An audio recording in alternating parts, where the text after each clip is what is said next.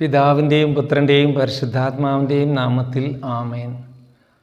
വിശാൽ പ്രിയമുള്ളവരെ, മത്തായിയുടെ സുവിശേഷം 16 അധ്യായം വചനം 13 മുതൽ 19 വരെയാണ്.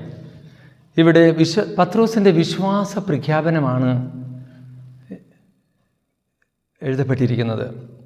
കേസറിയ ഫിലിപ്പിയിലെത്തിയപ്പോൾ യേശു ശിഷ്യന്മാരോട് ചോദിക്കുകയാണ്, ഞാൻ ആരെന്നാണ് ജനങ്ങൾ പറയുന്നത്? അപ്പോൾ ജനങ്ങൾ പറയുന്ന കാര്യം ശിഷ്യന്മാർ യേശുവിനോട് പറയുന്നു. ചിലർ പറയുന്നു ഏലിയാണ്, സ്നാപക യോഹന്നാനാണ്, ജർമിയാണ്, പ്രവാചകൻ ഒരുവനാണ്. അവിടെ യേശു ചോദിക്കുന്നുണ്ട്, ഞാൻ ആരെന്നാണ് നിങ്ങൾ പറയുന്നത്? അവിടെയാണ് പത്രോസ് പറയുന്നത്, നീ ജീവനുള്ള ദൈവത്തിൻ്റെ പുത്രനായ ക്രിസ്തുവാണ്. ആ ഒരു സത്യം ഏറ്റു പറയുമ്പോൾ ഈശോ പറയുന്നുണ്ട്, യോഹന്നായുടെ പുത്രനായ ശിമയോനെ നീ ഭാഗ്യവാൻ. എന്നിട്ട് ആ പ്രശംസയിൽ നിനക്കിത് വെളിപ്പെടുത്തിയത് മാംസരക്തങ്ങളല്ല, എൻ്റെ സ്വർഗസ്ഥനായ പിതാവാണ്. ഒരു പ്രശംസയാണ്. യേശു ആരെന്ന് ഏറ്റുപറയുമ്പോൾ ആ വ്യക്തിക്ക് ഒരു സ്വർഗീയ പ്രശംസയുണ്ട്. ആ വ്യക്തിക്ക് ഒരു ദൈവിക വെളിപാടുണ്ട്. അതിനൊരു എന്താ പറയുക, അംഗീകാരമുണ്ട്. ആരിൽ നിന്നും? ദൈവത്തിൽ നിന്നും. യേശുവിൽ നിന്നൊരു അംഗീകാരമുണ്ട് അവിടെ. അതിനുശേഷം ഈശോ പറയുന്നത് എന്നറിയോ, നിനക്ക് നിന്നെ ഞാൻ പാറയാക്കുകയാണ്. പാറ മീൻസ് ഉറച്ച വ്യക്തിയേക്ക് മാറ്റുകയാണ്. നീ ചഞ്ചലിക്കുകയില്ല, നീ പത്രോസാണ്. ഈ പാറമേൽ ഞാൻ എൻ്റെ സഭ പണിയും. അപ്പോൾ സഭയുടെ സ്ഥാപനവുമായി ബന്ധപ്പെട്ട വാക്കാണ്, ശരിയാണ്. പക്ഷേ എങ്ങനെയാണ് സഭ സ്ഥാപിക്കപ്പെടുന്നത്? അധികാരം നൽകിക്കൊണ്ടാണ്. ഈശോ പറയാണ്, ഈ നരക കവാടങ്ങൾ അതിനെതിരെ പ്രബലപ്പെടുകയില്ല. സ്വർഗരാജന താക്കോലുകൾ ഞാൻ നിനക്ക് തരും. നീ ഭൂമിയിൽ കെട്ടുന്നതെല്ലാം സ്വർഗത്തിലും കെട്ടപ്പെട്ടിരിക്കും, നീ ഭൂമിയിൽ അഴിക്കുന്നതെല്ലാം സ്വർഗത്തിലും അഴിക്കപ്പെട്ടിരിക്കും. അധികാരം നൽകപ്പെടുകയാണ്. പ്രിയപ്പെട്ടവരെ, ഇന്നും ആരെല്ലാം യേശു ആരെന്ന് ഏറ്റുപറയുമ്പോൾ അവർക്കെല്ലാം സ്വർഗീയ അധികാരം ലഭിക്കുന്നുണ്ട്. അവരുടെ സഭ ശക്തിപ്പെടുന്നതിന് വേണ്ടി ഗാർഹിക സഭ, കുടുംബം ശക്തിപ്പെടാൻ ദൈവം കൃപ നൽകും. അവരുടെ സമൂഹം ശക്തിപ്പെടാൻ കൃപ നൽകും. അവരുടെ ദേശം, രാജ്യം ശക്തിപ്പെടാൻ ദൈവം അധികാരം നൽകും. അധികാരം, ദൈവിക അധികാരം ആവശ്യമായ ഒരു കാലഘട്ടത്തിലാണ് നമ്മൾ ജീവിക്കുന്നത്. നോക്കൂ, അന്ധകാര ശക്തികൾ നമുക്കെതിരെ പ്രവർത്തിക്കുന്നുണ്ട്. നമ്മൾ വിചാരിക്കരുത് ഇത് പരിശുദ്ധാത്മാവിനാൽ മാത്രം നയിക്കപ്പെടുന്ന ലോകമാണെന്ന്. ഇവിടെ ആദത്തിൻ്റെ സന്തതികളുണ്ട്, അഥവാ നമ്മിലെല്ലാം പാപപ്രവണതകൾക്ക് സാധ്യതയുണ്ട്. നമുക്ക് സ്വർഗീയ അധികാരം ആവശ്യമായിരിക്കുന്നു. ഈ സ്വർഗീയ അധികാരം നമ്മൾ സ്വീകരിക്കുന്നത് യേശു ആരെന്ന് ഏറ്റുപറഞ്ഞുകൊണ്ടാണ്. നോക്കൂ, പത്രോസ്ലീഹ ദൈവിക അധികാരം സ്വീകരിക്കുകയാണ്. അവനെ ശക്തിപ്പെടുത്തുകയാണ് യേശു. ഈ പത്രോസ്ലീഹ തന്നെയല്ലേ യേശുവിനെ പിടിച്ചു കൊണ്ടുപോയപ്പോൾ അവിടെ 3 തവണ തള്ളിപ്പറഞ്ഞത്? ഞാൻ അവനെ അറിയുന്നില്ല. ശപിക്കുവാനും പിരാകുവാനും തുടങ്ങി. എന്താണ് കാരണം? യേശുവിനെ ഏറ്റുപറയാൻ പത്രോസ് മടിച്ചു. യേശുവിനെ ഏറ്റുപറയാൻ മടിച്ചപ്പോൾ പത്രോസ് വീണുപോയി. അവൻ്റെ അധികാരം നഷ്ടപ്പെട്ടു പോയി. അവനെപ്പോഴും ദൈവിക അധികാരം ഉണ്ടായിരുന്നു. പക്ഷേ വീണ്ടും അവൻ അനുദപിക്കുമ്പോഴാണ് അവൻ ഉള്ളുനൊന്ത് കരഞ്ഞെന്നാണ് എഴുതിയിരിക്കുന്നത്. നമ്മളും വീണുപോയ നിമിഷം നമുക്ക് അനുദപിക്കേണ്ടതുണ്ട്. നമുക്ക് അധികാരം ലഭിച്ചിരുന്നു.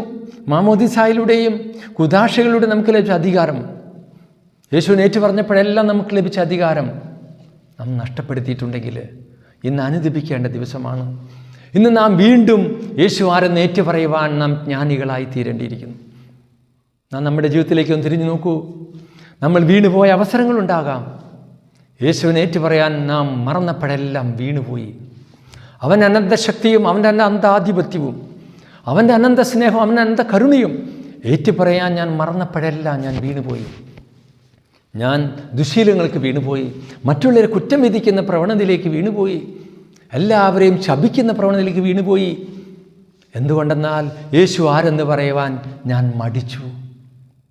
ഇന്ന് നമുക്ക് ചെയ്യാനുള്ള ഏറ്റവും വലിയ സത്കൃത്യം യേശു ആരെന്ന് എന്നോട് തന്നെയും എൻ്റെ കുടുംബത്തിലും ഈ ലോകത്തോട് തന്നെയും വിളിച്ചു പറയേണ്ടുന്ന ഒരു സത്കൃത്യമാണ്. അവിടെയാണ് സ്വർഗീയ അധികാരം നമ്മിലേക്ക് വരുന്നത്. നമ്മുടെ ജീവിതത്തിൽ പ്രശ്നങ്ങളുണ്ടെങ്കിൽ അത് പരിഹരിക്കുവാൻ ദൈവം നിനക്ക് അധികാരം തരും. നീ ദൈവം ആരാണെന്ന് ഏറ്റുപറയണം. ദൈവം ആരാണെന്ന് ഏറ്റുപറയുന്നവർക്കാണ് അധികാരം കൈമാറ്റം ചെയ്യപ്പെടുന്നത്. ദൈവത്തിൻ്റെ അനന്തശക്തി ധ്യാനിക്കുന്നവർക്കാണ് അത്ഭുതങ്ങളും അടയാളങ്ങളും കാണാൻ കഴിയുന്നത്. അവൻ്റെ അനന്ത സ്നേഹവും അനന്ത കരുണയും ധ്യാനിക്കുന്നവരാണ് സകലരോടും ക്ഷമിക്കുന്നത്. അത് നാം ഏറ്റുപറയണം. യേശു പറയുന്നുണ്ട്, മത്തായിയുടെ സുവിശേഷം 10:32 മുതൽ പറയുന്നുണ്ട്, എന്നെ ഏറ്റുപറയുന്ന എൻ്റെ പിതാവിൻ്റെ മുമ്പിൽ ഞാൻ ഏറ്റുപറയും. യേശു ആരെന്ന് ഏറ്റുപറയാത്ത ദുരിതമാണ് ഈ ലോകത്തിന് സംഭവിച്ചുകൊണ്ടിരിക്കുന്നത്. യേശുവിൻ്റെ സ്നേഹവും കരുണയും നമുക്ക് ഏറ്റുപറയണം. അവൻ്റെ സുവിശേഷം നമുക്ക് പറയണം. അവൻ്റെ നീതീകരണം നമുക്ക് പറയണം. അവൻ്റെ അനന്തമായ സ്നേഹത്തെക്കുറിച്ച് നമുക്ക് പറയണം. അതിൻ്റെ മുമ്പിൽ പരിഹരിക്കാനാവാത്ത ഒരു പ്രശ്നവും ഉണ്ടായിരിക്കില്ല. നാം എന്തെങ്കിലും പ്രശ്നത്തിലാണെങ്കിൽ, എന്തെങ്കിലും ദുശ്ശീലങ്ങളുടെ അടിമകളാണെങ്കിൽ യേശുനാമം ഏറ്റുപറയുക. അവൻ സ്നേഹമാണ്, അവൻ ശക്തിയാണ്, അവൻ കരുണയാണ്, അവൻ ഗുരുവാണ്, അനന്ത ശക്തിയുള്ളവൻ, അനന്ത കരുണയുള്ളവൻ, അവൻ ആധിപത്യമുള്ളവനാണ്. യേശു പറഞ്ഞില്ലേ, സ്വർഗത്തിലുമുള്ള അധികാരം എനിക്ക് നൽകപ്പെട്ടിരിക്കുന്നു, ഈ ഭൂമിയിലും അധികാരമുള്ളവനാണ് യേശു. പ്രിയപ്പെട്ടവരെ, യേശു ആരെന്ന് ഏറ്റുപറഞ്ഞ് അവൻ്റെ അധികാരം നമുക്ക് സ്വീകരിക്കാം. അവൻ്റെ അധികാരത്തിൽ വ്യാപരിക്കുമ്പോൾ നമുക്ക് പരിഹരിക്കാനാവാത്ത ഒരു പ്രശ്നവും ഉണ്ടായിരിക്കുകയില്ല. യേശു ആരെന്ന് ഏറ്റുപറയുന്നവർക്കെല്ലാം ദൈവം ദൈവിക അധികാരം നൽകും. യേശു തൻ്റെ അധികാരം കൈമാറ്റം ചെയ്യും. പ്രിയപ്പെട്ടവരെ, നമുക്ക് സ്വർഗീയ അധികാരത്തോടെ, ദൈവാധികാരത്തോടെ വ്യാപരിക്കാം. നമ്മുടെ മുമ്പിൽ പരിഹരിക്കാനാവാത്ത ഒരു പ്രശ്നവും ഉണ്ടായിരിക്കുകയില്ല. ദൈവം ഇടപെടും. നമ്മുടെ ബുദ്ധിയെ പ്രകാശിപ്പിച്ചുകൊണ്ട്, നമ്മുടെ കുടുംബങ്ങളെ ശക്തിപ്പെടുത്തിക്കൊണ്ട്, നമുക്ക് ആവശ്യമുള്ളത് അയച്ചു തന്നുകൊണ്ട് ദൈവത്തിന് നമ്മെ സഹായിക്കാൻ കഴിയും. അതുകൊണ്ട് ദൈവം പറയുന്നു, ഭയപ്പെടേണ്ട, ഞാൻ നിൻ്റെ കൂടെയുണ്ട്. സംരംഭിക്കേണ്ട, ഞാനാണ് നിൻ്റെ ദൈവം. ഞാൻ നിന്നെ ശക്തിപ്പെടുത്തുകയും സഹായിക്കുകയും ചെയ്യും. എൻ്റെ വിജയകരമായ വലതുകരം കൊണ്ട് നിന്നെ താങ്ങി നിർത്തും. അവൻ സഹായകനാണ്, അവൻ ശക്തിപ്പെടുത്തുന്നവനാണ്. നാം ഏറ്റുപറയണം. ദൈവത്തിൻ്റെ സ്നേഹവും കരുണയും ശക്തിയുമെല്ലാം യേശുവിലൂടെ വെളിപ്പെട്ട് കഴിഞ്ഞു. 1 കൊരിന്തോസ് 1:24 പറയുന്നു, അവൻ ദൈവത്തിൻ്റെ ശക്തിയും ദൈവത്തിൻ്റെ ജ്ഞാനവുമാണ്. യോഹന്നാൻ 1:1 പറയുന്നു, അവൻ ദൈവത്തിൻ്റെ വചനമാണ്. ദൈവം ഇതാ നമ്മോടുകൂടെ. അവനെ നമുക്ക് ഏറ്റുപറയാം.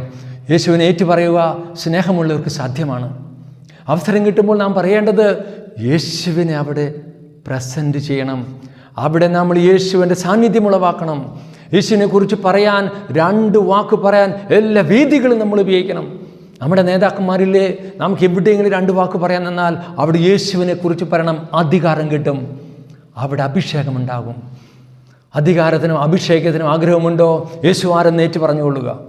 അത് നിന്നെ സഹായിക്കും. നമുക്ക് പരിഹരിക്കാനാവാത്ത പ്രശ്നങ്ങളുണ്ടാകുകയില്ല. ദൈവത്തെ കൂടുതൽ സ്നേഹിക്കുന്നുണ്ടോ ഇല്ലയെന്ന് അറിയണമെങ്കിൽ എൻ്റെ സ്വഭാവത്തിലേക്ക് നോക്കണം. യേശുവിനെ കുറിച്ച് പറയുവാൻ ഞാൻ അവസരം സൃഷ്ടിക്കുന്നുണ്ടോ? ഞാൻ ദൈവത്തെ സ്നേഹിക്കുന്നുണ്ട്, ഞാൻ യേശുവിനെ സ്നേഹിക്കുന്നവനാണ്. അതുകൊണ്ട് പ്രിയപ്പെട്ടവരെ, യേശുവിനോട് നിങ്ങൾക്ക് സ്നേഹമുണ്ടെങ്കിൽ യേശുവിനെക്കുറിച്ച് 2 വാക്ക് 4 പേരോട് പറയുവാൻ അവസരമുണ്ടാക്കണം. അതാണ് ജ്ഞാനം, അതാണ് സ്നേഹം. അപ്പോൾ നമ്മുടെ മുമ്പിൽ പരിഹരിക്കാനാവാത്ത ഒരു പ്രശ്നവും ഉണ്ടായിരിക്കില്ല. ദൈവം നമ്മെ സഹായിക്കും, ശക്തിപ്പെടുത്തും, വഴി നടത്തും. ദൈവം നമ്മോട് കൂടെ. പിതാവിൻ്റെയും പുത്രൻ്റെയും പരിശുദ്ധാത്മാവിൻ്റെയും നാമത്തിൽ ആമേൻ.